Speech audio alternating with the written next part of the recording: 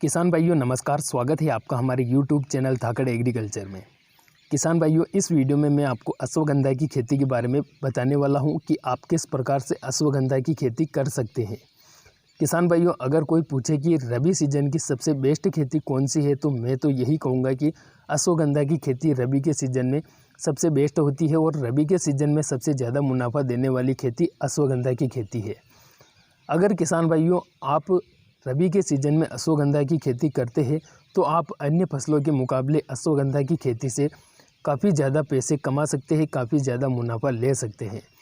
अब किसान भाइयों बात आती है अश्वगंधा की खेती किस प्रकार से हम कर सकते हैं, क्योंकि इस समय पर भी बहुत सारे किसान भाई अश्वगंधा की खेती के अनजान है, यानी कि अश्वगंधा की खेती के बारे में नहीं जानते हैं।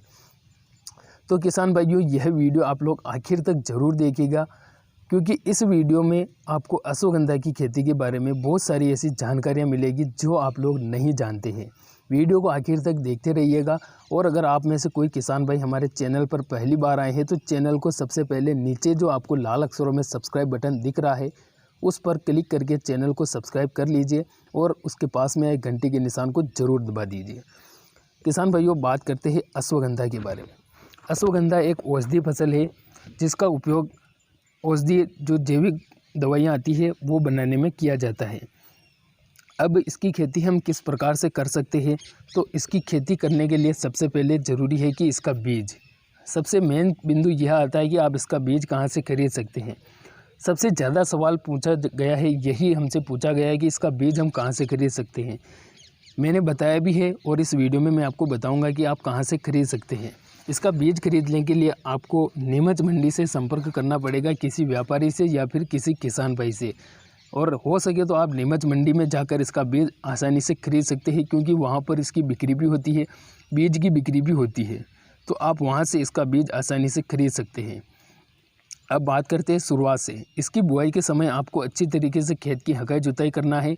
खेत आपको ऐसा लेना है जिसमें पानी का भराव नहीं होना चाहिए। रबी के सीज़न में आप अपने हिसाब से सिंचाई कर सकते हैं, परंतु उसमें भी एक समस्या आती है कि आपके ऐसे खेत होंगे जिनमें कुछ टापू में पानी का भराव होता है। तो ऐसे खेत में आप इसकी बिल्कुल भी बुआई ना करें, क्योंकि पानी का अगर भराव होता है तो वहाँ पर यह गल सकती है, जड़ गलने की समस्या आती है।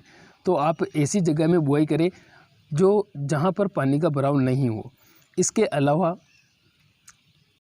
जब आप अश्वगंधा की बुआई करते हैं तो उस समय पर आपको बीज दर की ध्यान रखना है कि प्रति एकड़ में आपको कितना बीज डालना है। जब आप अश्वगंधा की बुआई करते हैं तो उस समय पर आपको लगभग 7 से 8 किलोग्राम प्रति एकड़ के हिसाब से बीज डालना चाहिए, क्योंकि किसान भाइयों इसमें क्या होता है कि जो बीज रहता है वो कच्चा रहता है, यानी कि यह 5 महीने की फसल होती है, परंतु इसकी जड़ें जो होती है 4 महीने में पककर तैयार हो जाती है। तो किसान भाई जैसे ही जड़ें पकती है वैसे ही इसके हार्वेस्टिंग कर लेते हैं, बीज को पकने नहीं देते हैं। तो ऐसे में वो कच्चा बीज अगर आप खरीद कर लाते हैं तो उगने में समस्या आ सकती है, इसलिए आपको जितना बीज आप डालते हैं उससे थोड़ा बहुत ज़्यादा डालना चाहिए। तो 7 से 8 किलोग्राम प्रति एकड़ के हिसाब से आपको इसका बीज डालना चाहिए। अगर यह ज़्यादा पास में उग जाती है तो उसके बाद में जब हम खरपतवार नियंत्रण करते हैं तो उस समय पर इसकी दूरी, पौधे से पौधे की दूरी हम अपने हिसाब से मेंटेन कर सकते हैं, परंतु अगर कहीं कम मात्रा में उग जाती है तो फिर हमें नुकसान हो सकता है। तो इसलिए आप थोड़ा ज़्यादा ही बीज बुआई के समय डालें।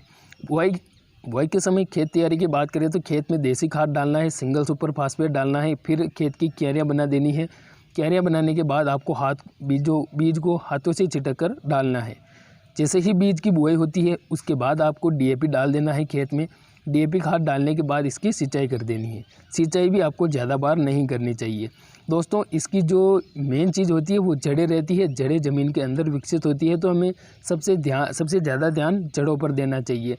जड़ों का विकास किस प्रकार से हो रहा है उसके लिए हमें समय समय पर इसमें पोटास की भी पूर्ति करनी पड़ती है, क्योंकि जड़ों का विकास करने के लिए पोटास ही सबसे मेन चीज़ होती है। तो समय समय पर पोटास का इस्तेमाल भी आपको करना है।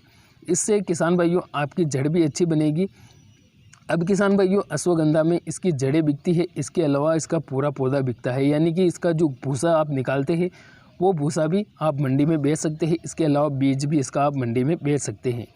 किसान भाइयों एक तरफ से कहा जाए तो यह जो फसल है किसान भाइयों के लिए काफ़ी ज़्यादा फ़ायदा देने वाली फसल है। बहुत ही कम खर्चे में, बहुत ही कम मेहनत में आप अश्वगंधा की खेती करके अच्छा उत्पादन ले सकते हैं।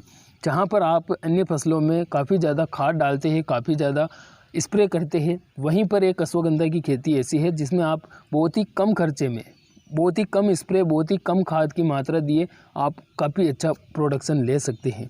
पैदावार की बात करें तो आप 1 एकड़ से लगभग 5 से 6 कुंटल तक इसकी पैदावार ले सकते हैं, जिसका मार्केट में मंडियों में भाव 20,000 रुपये प्रति कुंटल से लेकर 40,000 रुपये प्रति कुंटल तक रहता है। तो इस प्रकार से आप अश्वगंधा की खेती से काफ़ी अच्छा उत्पादन ले सकते हैं।